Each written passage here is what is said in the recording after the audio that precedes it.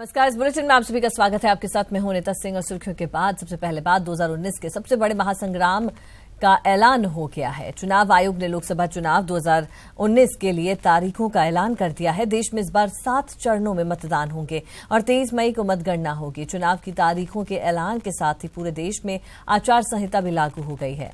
साथ ही चुनाव आयोग ने रात 10 बजे से सुबह 6 बजे तक लाउडस्पीकर के इस्तेमाल पर भी रोक लगा दी है।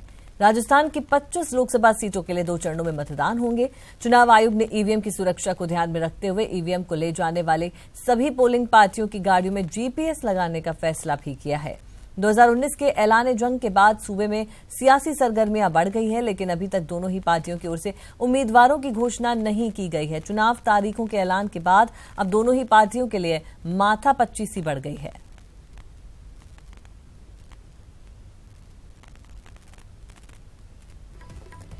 तो वहीं आपको बता दें कि चुनाव की तारीखों के ऐलान के साथ ही पूरे देश में आचार संहिता भी लागू हो गई है और राजस्थान की 25 लोकसभा सीटों के लिए 2 चरणों में मतदान होंगे।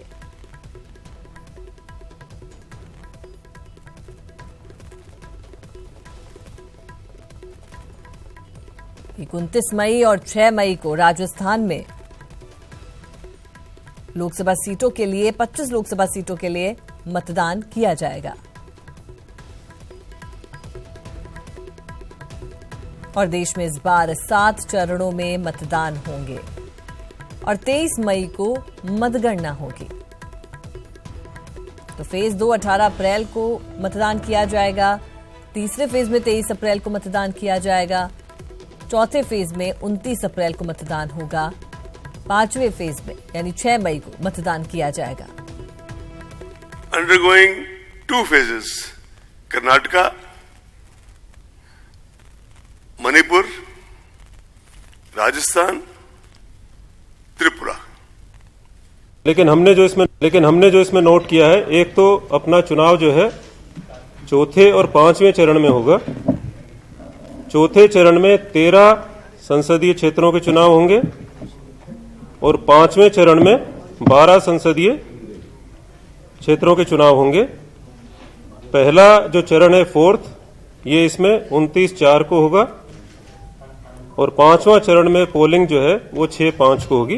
लेकिन हमने जो इसमें नोट किया है, एक तो अपना चुनाव जो है चौथे और 5वें चरण में होगा। फेज 4 स्टार्टिंग 29th अप्रैल, राजस्थान 13, फेज 5 6 मई, राजस्थान 12।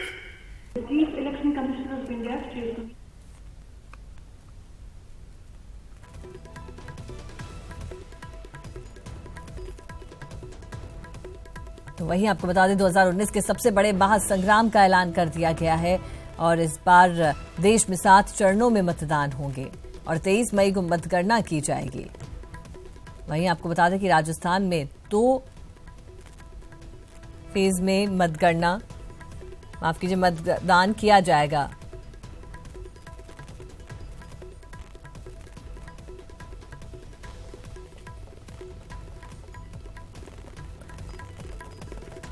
और वहीं आपको बता दें कि लोकसभा चुनाव की तारीखों के ऐलान के साथ ही अब प्रदेश में आचार संहिता लागू हो गई है और अब जो तमाम पार्टियां हैं वो भी अपनी अपनी तैयारियों में पूरी तरह से जुट गई है। हालांकि जो 2 बड़ी पार्टियां हैं, बात करें सत्ताधारी पार्टी कांग्रेस और विपक्षी पार्टी बीजेपी की, तो यहां पर दोनों ही पार्टियों ने अभी तक अपने प्रत्याशियों का ऐलान नहीं किया है। और चलिए और ज्यादा बातचीत के लिए रुख करते हैं। हमारे साथ हमारे सहयोगी जुड़े हैं।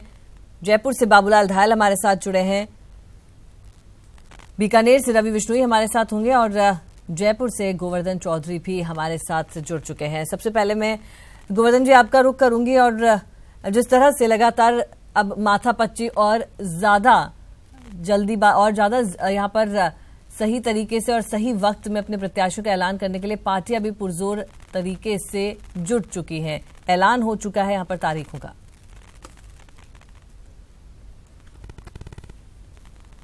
बिल्कुल, देखिए लोकसभा चुनाव की तारीखों के ऐलान के साथ ही कांग्रेस ने उम्मीदवार चयन का अपनी जो कवायद है वो तेज कर दी है। आज दिल्ली में स्क्रीनिंग कमेटी की जो प्री मीटिंग है वो चल रही है और उसमें उम्मीदवारों को लेकर के एक फाइनल शेप उसको दे दिया जाएगा। कल इस बात की संभावना है कि जो फाइनल स्क्रीनिंग कमेटी की बैठक होगी उसमें उम्मीदवारों के नामों का पैनल बना करके और कांग्रेस की केंद्रीय चुनाव समिति को भेज दिया जाए, इस बात की पूरी संभावना है। और जो कांग्रेस सूत्रों के हवाले से जो खबरें मिल रही हैं उसके मुताबिक आने वाले एक सप्ताह के भीतर कांग्रेस अपने उम्मीदवारों की पहली सूची जारी कर सकती है। इस बात की भी खबर है कि कांग्रेस 2 फेज में अपनी सूची जारी करेगी। पहले फेज में जो पहले चुनाव है उन क्षेत्रों की सूची जारी करेगी और उसके बाद में करीब 12 उम्मीदवारों की सूची वो बाद में जारी करेगी। तो एक साथ उम्मीदवारों की घोषणा नहीं करेगी। और रुके यहाँ पर आपको हम रोकना चाहेंगे गोवर्धन जी, और साथ ही बता दें सीएम अशोक गहलोत क्या कुछ कह रहे हैं sir? Rallies and other platforms. The party will highlight the vision and the mission of the party to the public meeting of Congress President Rahul Gandhi and other senior leaders, and through vigorous campaign methods. Time for change is here.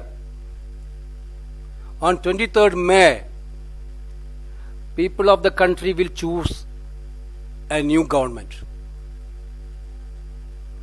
They will change the Modi government,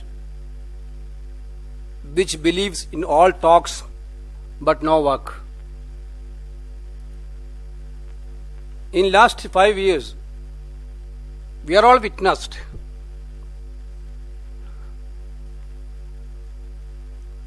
₹15 lakhs in the bank accounts are missing. 80 lakh crores black money is missing. 2 crore jobs per year is missing. Farmers' income is totally missing. Women's security is missing. Lokpal is missing.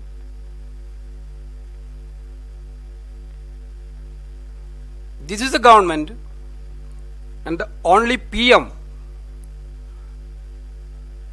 who doesn't like the accountability and refuse to take questions. Where are the promises? Where are the Achha Din promised by the BJP and Narendra Modi?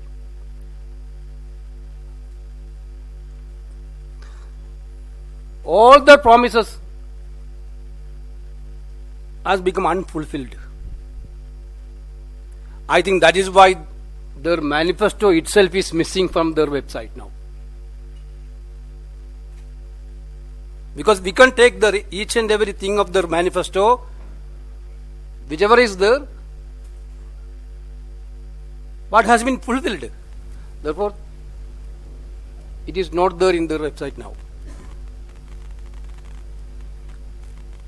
Certainly, now the people of India is realizing the diversion activities.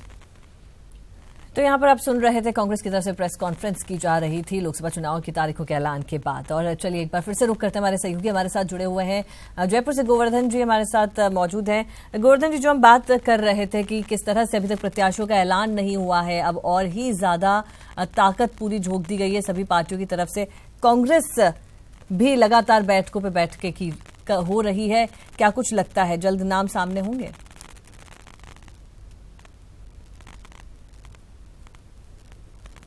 उसके मुताबिक तकरीबन 7 दिन के भीतर कांग्रेस अपने उम्मीदवारों की पहली सूची जारी कर सकती है, क्योंकि पहले फेज का जो चुनाव है उसमें फिर ज्यादा वक्त नहीं बचेगा।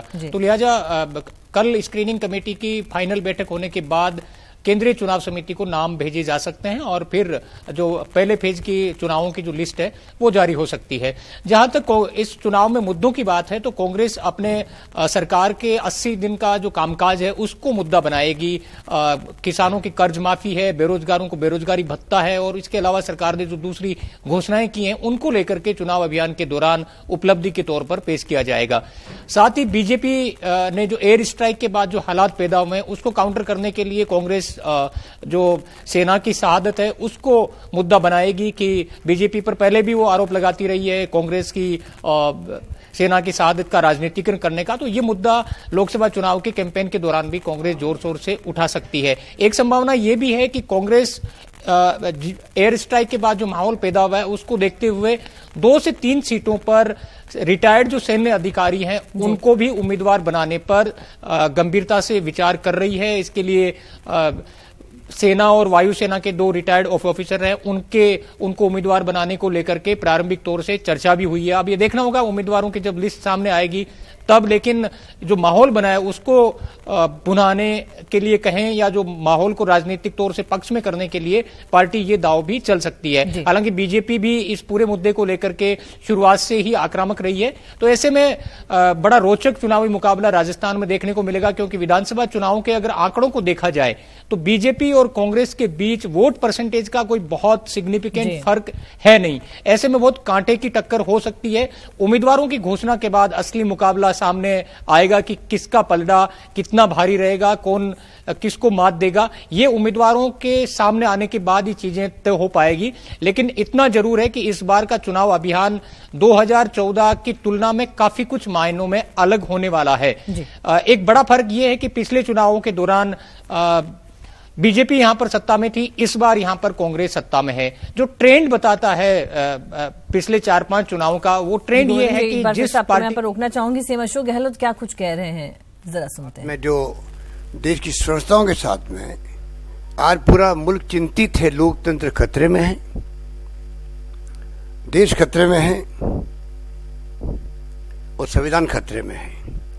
अगर देश का पूरा विपक्षी पार्टी एकजुट होकर बात कह रही है, उसके अपने मायने होते हैं, उसका जवाब इनके पास में नहीं है। प्रधानमंत्री पद की एक गरिमा होती है, उनके कोई शब्द निकले मुंह से तो आम जनता के दिल को छूने वाले होने चाहिए थे।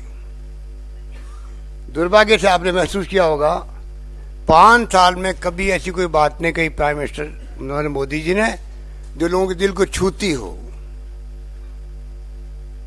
लटके झटके करना अलग बात है, जो जिस प्रकार से वो पब्लिक को एड्रेस करते हैं, शब्दों के जाल में गुमराह करते हैं। मैं समझता हूं पूरा कार्यकाल उनका नंबर 1 अकेले, वो आपको देखा होगा उनका मंत्री भी साथ खड़ा नहीं मिल सकता आपको कोई फंक्शन के अंदर। जैसे कोई एक्टर एक्टिंग करता है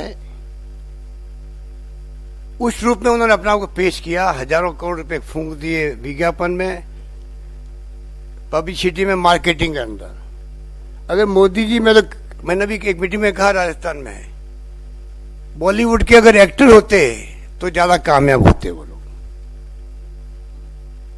उसमें जिस रूप में पेश आए देश के सामने, एक्टिंग करता है एक्टर, जानते हो आप, वो एक्टिंग ही करता है, खाली सच्चाई कुछ नहीं होती है। तो मोदी जी के जिस प्रकार का व्यवहार रहा है वो मैं समझता हूं कि एक एक्टर के रूप में रहा है। डिलीवर क्या किया आज तक मालूम नहीं पड़ा। जो वादे किए थे आज वो जवान पे नहीं आ रहे हैं। ना तो ब्लैक मनी वापस आई, 1 रुपया वापस नहीं आया। 2 करोड़ लोगों को रोजगार की बात अभी वेणुगोपाल जी कह रहे थे, उसको कोई याद ही नहीं कर रहा है। महंगाई क्यों बढ़ रही है, किस कांग्रेस शासन में, यूपीए शासन में इनके राह बढ़ती गई, उसका जिक्र नहीं कर रहे हैं। इनको सपने में भी राहुल गांधी दिखते हैं, सपने में भी राहुल गांधी दिखते हैं। इसके क्या मायने हैं? राहुल गांधी एक नेशनल पार्टी के अध्यक्ष हैं, रात दिन उनको कोस रहे हैं, खानदान को कोस रहे हैं, जिनके सेक्रीफाइस देश ने दुनिया जानती है। पंडित नेहरू 10-12 साल तक जेलों में बंद रहे थे, और जिस रूप में पेश आ रहे हैं देश के सामने, ये बहुत अनफॉर्चुनेट है। और मैं समझता हूं कि टाइम आ गया है, जैसे मिस्टर वेणुगोपाल ने कहा, बदलाव का वक्त आ गया है।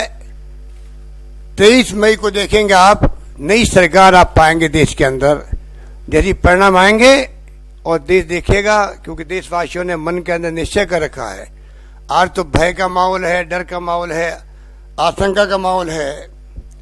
टेलीफोन से बात करना ना मीडिया हाउसेस, ना इंडस्ट्रियलिस्ट, ना ब्यूरोक्रेट, ना पॉलिटिशियन बात करना पसंद करता। व्हाट्सएप बात कीजिए। ये लोकतंत्र है, ये लोकतंत्र है कि आप अपनी बात को खुल के कह नहीं सकते हो।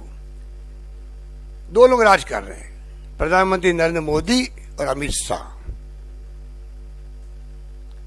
पंचायत राज, नगर निकाय, ये क्यों बनाई गई? हजारों लोग मिलकर के राज करें, शासन करें, गांधी जी का सपना था। और जिस रूप में ये पेश आ रहे हैं, दो चेहरे राज कर रहे हैं, 4-5 मंत्रियों के नाम जानते हैं, भाई कोई जानते नहीं कौन मंत्री बना, 5 साल निकल गए। और नरेंद्र मोदी जी ने मन की बात नहीं की है, मन की बात देश में थोपी है हमेशा। राहुल गांधी क्या कहते हैं? देशवासियों की और विभिन्न वर्गों की मन की बात सुनो और उसके आधार पर मैनिफेस्टो बनाओ और उसको इंप्लीमेंट करो। यही फर्क है। इसलिए मैं समझता हूं कि जो हालात हैं उसको मीडिया को भी चाहिए, मीडिया से हम आग्रह करना चाहेंगे। मीडिया की अपनी मजबूरी हो सकती है, परंतु मीडिया दबाव में जो काम कर रहा है देश के अंदर, आज के बाद में मीडिया हाउसेज से मैं कहना चाहूंगा, कृपा करके आप फ्रीडम दें चौथे स्तंभ को। चौथा स्तंभ ये बैठा हुआ है, चौथा स्तंभ वो नहीं है जो मालिक होते हैं, उसको फ्रीडम देनी चाहिए। खुल के आप लिखें, सच्चाई लिखें, आलोचना हमारी भी करें, कोई दिक्कत नहीं है, बस सच्चाई के आधार पर मीडिया को काम करना चाहिए। दबाव से बाहर निकल जाना चाहिए आज के बाद में, मेरा मानना है। मोदी जी के अगर भाषण आप 2013-14 को सुन लो और अगर पूरे देशवासी को सुना दे खुद ही, तो कांग्रेस को कैंपेन करने की जरूरत ही नहीं रहेगी। जिस प्रकार से ये बातें बोलते थे, एक सिर के बदले 10 सिर लेके काट के लाएंगे। कश्मीर में क्या हो रहा है, कांग्रेस रोक नहीं पा रही है, इंटरसेप्ट क्यों नहीं कर रही है, कैसे आतंकवादी वालों कर रही है। अभी मैं सुन रहा सोशल मीडिया के अंदर उनका भाषण अपने आप में वो है जिसका जवाब इनके खुद के पास नहीं है। और एक बात और मैं कहना चाहूंगा कि जिस प्रकार ये द्विअर्थी बात बोलते हैं, 2 मीनिंग निकले उससे, ये प्रधानमंत्री को शोभा नहीं देता है। जिस रूप में ये बोले हैं और जिस रूप में ये पेश आ रहे हैं,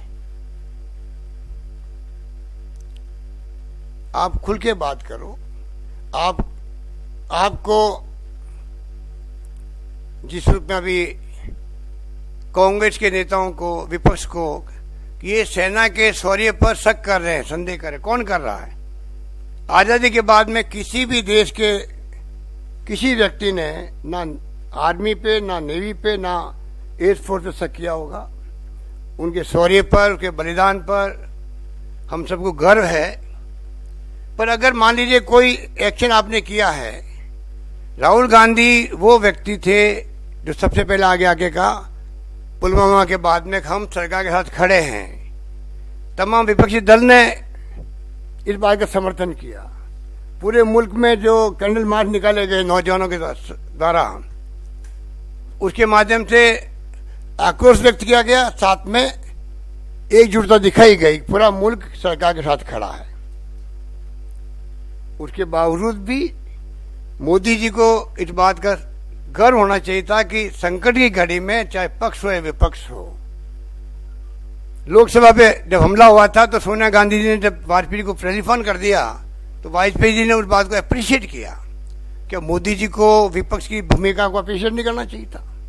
पर चुनाव जीतने के लिए जो हथकंडे अपनाए जा रहे हैं, उसके अंतर्गत उन्होंने किस रूप में डाइवर्ट किया कि सेना के मनोबल तोड़ने का काम ये लोग कर रहे हैं। किसने तोड़ने का काम किया? अगर अमेरिका और इंग्लैंड पूरी दुनिया के मुल्क कहें कि जो स्ट्राइक हुई है एयरक्राफ्ट से, उससे लोग मारे गए या नहीं मारे गए, एक क्वेश्चन बना हुआ है, तो क्या विपक्ष को यह कहने का हक नहीं है कि जो दुनिया देख रही है, कह रही है, उसको आप सब स्पष्ट करना चाहिए, हमारे देश की बदनामी नहीं हो। 350 लोग मारे गए, सुबह सुबह खबर आई थी, पूरा देश बहुत खुश हो गया कि भाई 44 लोगों का बदला ले लिया हमारी सेनाओं ने, सबको गर्व हुआ। अमित शाह जी के 250 लोग, आलू वाले जी कह रहे हमें पता नहीं, हम तो गिनती नहीं करते हैं। सेना वो एयर चीफ स्टाफ के जो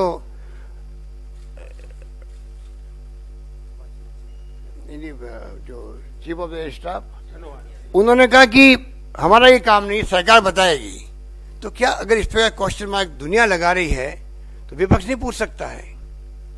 इस प्रकार की जो डाइवर्ट करके राजनीति की जा रही है, सिर्फ चुनाव जीतने के लिए की जा रही है। और मैं समझता हूं कि देश समझ चुका है कि किस प्रकार से जो हालात बने हैं उसमें चाहे कुछ भी कर ले, जनता समझ चुकी है कि इनकी कथनी में करनी में अंतर है, इनकी नीति व नीयत एक नहीं है। ये खाली राष्ट्रवादी अपना वो कहते हैं, बाकी तो राष्ट्र विरोधी लोग हैं हम लोग। तो हिंदुत्व की बात करते हैं, इनकी डेफिनेशन अलग है।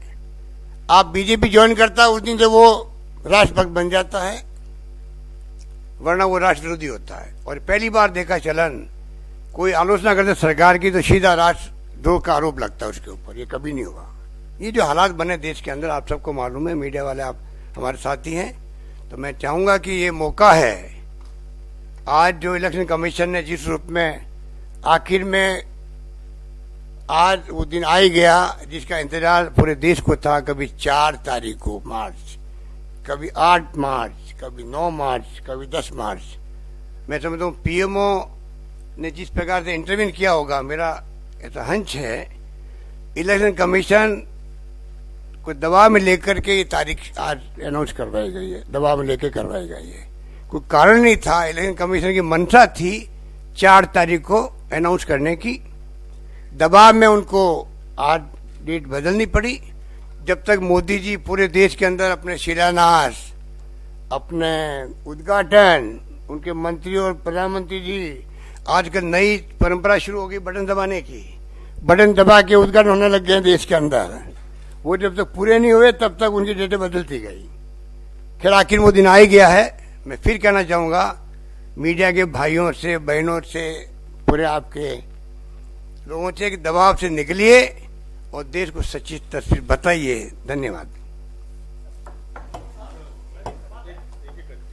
2019 के ऐलान ऐलान जंग हो गया है। चुनाव आयोग ने चुनाव की तारीखों का ऐलान कर दिया है।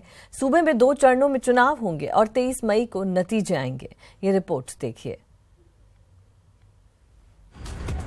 2019 का ऐलान जंग बच गया बिल्कुल, हो गया ऐलान। 2 चरणों में मरुधरा में मतदान, 23 मई को आएंगे लोकसभा चुनाव के नतीजे। 2019 के सबसे बड़े महासंग्राम का ऐलान हो गया है। चुनाव आयोग ने लोकसभा चुनाव 2019 के लिए तारीखों का ऐलान कर दिया है। देश में इस बार 7 चरणों में मतदान होंगे और 23 मई को मतगणना होगी। चुनाव की तारीखों के ऐलान के साथ ही पूरे देश में आचार संहिता भी लागू हो गई है। साथ ही चुनाव आयोग ने रात 10 बजे से सुबह 6 बजे तक लाउडस्पीकर के इस्तेमाल पर रोक लगा दिया है। राजस्थान के 25 लोकसभा सीटों के लिए 2 चरणों में मतदान होंगे। 7 चरणों में होगा मतदान। राजस्थान में 2 चरणों में मतदान। 29 अप्रैल को प्रदेश में पहले चरण का चुनाव, 13 लोकसभा सीटों पर होगी वोटिंग। 6 मई को प्रदेश में दूसरे चरण का चुनाव, 12 लोकसभा सीटों पर होगा मतदान। 23 मई को आएंगे लोकसभा चुनाव के नतीजे। लेकिन हमने जो इसमें नोट किया है, एक तो अपना चुनाव जो है 4थे और 5वें चरण में होगा। 4थे चरण में 13 संसदीय क्षेत्रों के चुनाव होंगे और 5वें चरण में 12 संसदीय क्षेत्रों के चुनाव होंगे। पहला जो चरण है 4th, ये इसमें 29/4 को होगा और 5वां चरण में पोलिंग जो है वो 6/5 को होगी। चुनाव आयोग ने ईवीएम की सुरक्षा को ध्यान में रखते हुए ईवीएम को ले जाने वाली सभी पोलिंग पार्टियों की गाड़ियों में जीपीएस लगाने का फैसला भी किया है। इस बार ईवीएम मशीनों पर सारे उम्मीदवारों की तस्वीर भी रहेगी। पूरी चुनावी प्रक्रिया की वीडियोग्राफी होगी। आयोग ने लोकसभा चुनाव के लिए हेल्पलाइन नंबर 1950 जारी किया है। चुनाव आयोग ने शिकायत के लिए एक ऐप लॉन्च किया है। इसमें शिकायत करने पर 100 घंटों के अंदर कार्रवाई होगी। चुनाव आयोग के कंट्रोल रूम में 24 घंटे शिकायत की जा सकेगी। 2019 के ऐलान जंग के बाद सूबे में सियासी सरगर्मियां बढ़ गई हैं, लेकिन अभी तक दोनों ही पार्टियों की ओर से उम्मीदवारों की घोषणा नहीं की गई है। चुनाव तारीखों के ऐलान के बाद अब दोनों ही पार्टियों के लिए माथापच्चीसी बढ़ गई है। Bureau report, news 18 network. Lok Sabha चुनाव की तारीख के ऐलान के साथ ही प्रदेश में भी अब आचार संहिता लागू हो गई है और इसके साथ ही सरकारी कर्मचारियों के तबादलों पर रोक लग गई है। वहीं अब सरकार कोई नई घोषणा भी नहीं कर सकती। भारतीय निर्वाचन आयोग ने लोकसभा चुनाव 2019 के लिए तारीखों का ऐलान कर दिया। दिल्ली के विज्ञान भवन में आयोजित प्रेस कॉन्फ्रेंस में मुख्य चुनाव आयुक्त सुनील अरोड़ा ने तारीखों की घोषणा की। इसके साथ ही आचार संहिता लागू हो गई और अब बिना निर्वाचन आयोग की अनुमति के सरकार कोई तबादले नहीं कर सकती है। चलिए जानते हैं आचार संहिता के दौरान और कौन कौन सी पाबंदियां होती हैं। आचार संहिता लागू होने के साथ ही अब सरकार कोई भी नई घोषणा नहीं कर सकती है। वहीं सर्किट हाउस, डाक बंगले के उपयोग के लिए निर्वाचन आयोग की इजाजत लेनी होगी। सरकारी वाहनों के उपयोग बंद हो जाएंगे और अब किसी योजना का शिलान्यास और उद्घाटन नहीं होगा। नए कामों को मंजूरी नहीं मिलेगी। शासकीय दौरे अब बंद हो जाएंगे और सरकारी उपलब्धियों वाले होर्डिंग्स हटा लिए जाएंगे। इसके साथ ही प्रिंट, इलेक्ट्रॉनिक या किसी भी मीडिया से विज्ञापन नहीं होगा, जबकि सरकारी वेबसाइट से मंत्रियों और सीएम के फोटो हटा दिए जाएंगे। इसके साथ ही सरकारी भवनों में पीएम, सीएम, मंत्री, राजनीतिक व्यक्तियों की तस्वीरें अब नहीं रहेंगी। आचार संहिता के लगने के बाद अब राज्य निर्वाचन अधिकारियों के सामने सबसे बड़ी चुनौती धन बल, बाहुबल पर रोक लगाने की रहेगी, ताकि लोकतंत्र के सबसे बड़े इस उत्सव में अंतिम पायदान पर बैठा व्यक्ति भी अपनी भागीदारी निभा सके। प्रेम मीणा, न्यूज़ 18, जयपुर। प्रदेश की 25 लोकसभा सीटों के लिए 2 चरणों में चुनाव कराए जाएंगे, जिसमें प्रदेश के 4 करोड़ 84 लाख से ज्यादा मतदाता अपना मत देकर देश में नई सरकार के गठन में अहम भूमिका निभाएंगे।